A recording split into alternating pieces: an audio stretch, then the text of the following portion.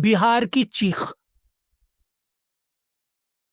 26 मार्च 2026 की शाम बिहार के नालंदा जिले में एक 25 वर्षीय महिला, दो बच्चों की मां, पास के बाजार से घर लौट रही थी।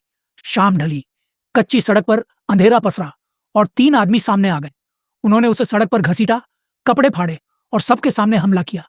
वो चिल्लाती रही, मदद मांगती रही। जो लोग वहां खड़े थे वो नहीं आए। उन्होंने फोन निकाले और वीडियो बनाया। खुद हमलावरों ने वो वीडियो सोशल मीडिया पर डाला, जैसे यह उनकी जीत का प्रमाण हो। यह नालंदा है, वही नालंदा जो सदियों तक दुनिया का सबसे बड़ा ज्ञान केंद्र था, जहां दूर दूर से विद्वान पढ़ने आते थे। आज ये वो जिला है जहां एक औरत सब्जी लेकर घर नहीं लौट सकती। औरत ने जन्म दिया मर्दों को, मर्दों ने उसे बाजार दिया। जब जी चाहा मसला कुचला, जब जी चाहा दुत्कार दिया। साहिर की यह पीड़ा आज नालंदा की गलियों में जीवित है। इस घटना में सबसे खतरनाक बात यह है कि हमलावरों ने खुद वीडियो बनाया, बिना किसी डर के। जब कोई अपराधी कैमरे के सामने अपना जुर्म रिकॉर्ड करे तो इसका मतलब एक ही है, उसे यकीन है कि कानून उसका कुछ नहीं बिगाड़ेगा। यह एक बदमाश की हिम्मत नहीं है, यह पूरे सुरक्षा तंत्र के ढहने का संकेत है। उस हमले के ठीक 4 दिन बाद 30 मार्च 2026 मुख्यमंत्री नीतीश कुमार ने बिहार विधान परिषद से इस्तीफा दिया। राज्यसभा में जाने के लिए इस एक कदम के साथ बिहार पर सीधी विधायी पकड़ के 21 साल का युग खत्म हो गया। 2 दशकों तक उनकी शासन शैली एक नाम से चली, सुशासन। यह पूरा ढांचा एक केंद्रीकृत व्यवस्था पर टिका था, सब कुछ ऊपर से नीचे, एक इशारे पर। अब जब वो जा रहे हैं, उनके सहयोगी उत्तराधिकारी ढूंढ रहे हैं और वो ढांचा दरक रहा है। इतिहास गवाह है, जब भी पटना की सत्ता में उठापटक हुई, स्थानीय बाहुबलियों और आपराधिक गिरोहों ने मौका भांपा। वे हिंसा से यह जांचते हैं कि नई सरकार में कितनी हिम्मत है। मुख्यमंत्री के जाते ही जो हिंसा की लहर आई, वो इसी शून्य का संकेत है और यह साबित करती है कि सुशासन एक नाजुक दिखावा था, जो केंद्रीकृत नेतृत्व के बिना टिक नहीं सकता था। यह व्यवस्था की विफलता सिर्फ सड़कों पर नहीं, पुलिस जांच में भी दिखती है। जनवरी 2026 पटना के शंभू गर्ल्स हॉस्टल में एक 18 वर्षीय मेडिकल छात्रा अपने कमरे में बेहोश मिली। बाद में उसकी मौत हो गई। पुलिस का पहला जवाब था नींद की गोलियों से आत्महत्या। यही कहानी चलती रही। हफ्तों बाद फोरेंसिक रिपोर्ट आई, पीड़िता के कपड़ों पर यौन उत्पीड़न के प्रमाण। तब जाकर अखंडनीय साक्ष्य के सामने विभाग ने माना कि यह हत्या थी। जिम्मेदार अधिकारी निलंबित हुए। सवाल यह है, फोरेंसिक रिपोर्ट के बिना क्या होता? क्या वो बच्ची आत्महत्या बनकर इतिहास में दफन हो जाती? यह लापरवाही सिर्फ जांच तक नहीं रुकती। 31 मार्च 2026 नालंदा के मगहरा में शीतला माता मंदिर, 10,000 श्रद्धालु उमड़े। कोई भीड़ नियंत्रण नहीं था, भगदड़ मची। कम से कम 8 महिलाएं कुचलकर मर गईं। जिले की पुलिस वहां क्यों नहीं थी? क्योंकि उसी दिन पास में राष्ट्रपति द्रौपदी मुर्मू के कार्यक्रम के लिए अधिकांश बल वीवीआईपी सुरक्षा में लगा था। राज्य के सुरक्षा तंत्र की प्राथमिकता बिल्कुल साफ है, वीआईपी की छवि बचाना आम नागरिक की जान से ऊपर है। यह समझने के लिए कि पुलिस कानून लागू करने से क्यों कतराती है, हमें देखना होगा कि कानून कौन लिख रहे हैं।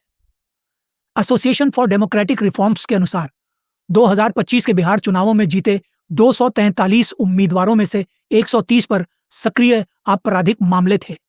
102 विधायक यानी विधानसभा का 42% अपहरण, हत्या और महिलाओं के खिलाफ अपराध जैसे गंभीर आरोपों का सामना कर रहे हैं। एक आदमी रोटी बेलता है, एक आदमी रोटी खाता है, एक तीसरा आदमी भी है जो न रोटी बेलता है न खाता है, वह सिर्फ रोटी से खेलता है। मैं पूछता हूं, यह तीसरा आदमी कौन है? धूमिल। बिहार में वो तीसरा आदमी विधानसभा में बैठा है, राज्य की सुरक्षा और संसाधनों को निजी खेल समझकर। जब आधे से ज्यादा विधायक आपराधिक प्रभाव से अपनी सीट बचाते हों, तो पूरा प्रशासन ऊपर से नीचे तक दूषित हो जाता है। पुलिस अधिकारी जानते हैं, अगर उन्होंने उन गिरोहों को छुआ जो उनके वरिष्ठों को फंड करते हैं, तो उनका करियर खत्म। अब जरा आंकड़े देखिए। 2005 में बिहार में पंजीकृत अपराधों की संख्या थी लगभग 1,04,000। 2022 तक ये बढ़कर पहुंची करीब 3,50,000। आज बिहार में हर एक दिन में 953 पंजीकृत अपराध होते हैं। जब ये भयावह हमले ऑनलाइन रिकॉर्ड होकर फैलते हैं तो ग्रामीण इलाकों में लगातार डर का माहौल बन जाता है। परिवार क्या कर रहे हैं? वो अपनी बेटियों की आवाजाही रोक रहे हैं, उनकी पढ़ाई रोक रहे हैं। दशकों की मेहनत से जो महिला साक्षरता में प्रगति हुई थी वो उलट रही है और यह असुरक्षा निवेश के लिए भी बड़ी बाधा है। जब आपराधिक गिरोह बेखौफ चलते हैं, व्यापार की लागत बढ़ जाती है, निजी सुरक्षा चाहिए, वसूली का खतरा हर वक्त रहता है। निवेशक रोज के अपराध के आंकड़े देखते हैं और अपना पैसा सुरक्षित राज्यों में ले जाते हैं। सरकार 15% वृद्धि दर का अनुमान लगा सकती है, नई अर्थव्यवस्था के बजट बना सकती है, पर वो लक्ष्य हासिल करना असंभव है जब आप अपने कार्यबल की शारीरिक सुरक्षा की गारंटी नहीं दे सकते। बिहार आज एक खतरनाक मोड़ पर खड़ा है। महिलाओं के खिलाफ हिंसा बढ़ रही है, विधानसभा आरोपी अपराधियों से भरी है, पुलिस बल वीआईपी व्यवस्था में उलझा है। समर शेष है, नहीं पाप का भागी केवल व्याध। जो तटस्थ है समय लिखेगा उनके भी अपराध। रामधारी सिंह दिनकर। समर शेष है। आज बिहार का प्रशासन उसी घातक तटस्थता को जी रहा है, चुपचाप देखते हुए जब उसके नागरिक कुचले जा रहे हैं। स्थानीय अधिकारियों को निलंबित करना यह तात्कालिक उपाय है। स्थायी बदलाव के लिए जरूरी है उन राजनीतिक दलों का अपराध मुक्तिकरण जो इस राज्य को नियंत्रित करते हैं। जब तक राजधानी के नेता नीतीश के बाद की स्थिति में अपनी अपनी जगह बनाने में लगे हैं, नालंदा, सारण और पटना की पीड़िताएं इंतजार कर रही हैं। सवाल अब यह है, क्या यह राज्य एक सच्चा सामाजिक अनुबंध फिर से बना सकता है या यह हमेशा के लिए संगठित अराजकता की छाया में डूब जाएगा? Like, share and subscribe to my channel. Hit that like button and subscribe for more.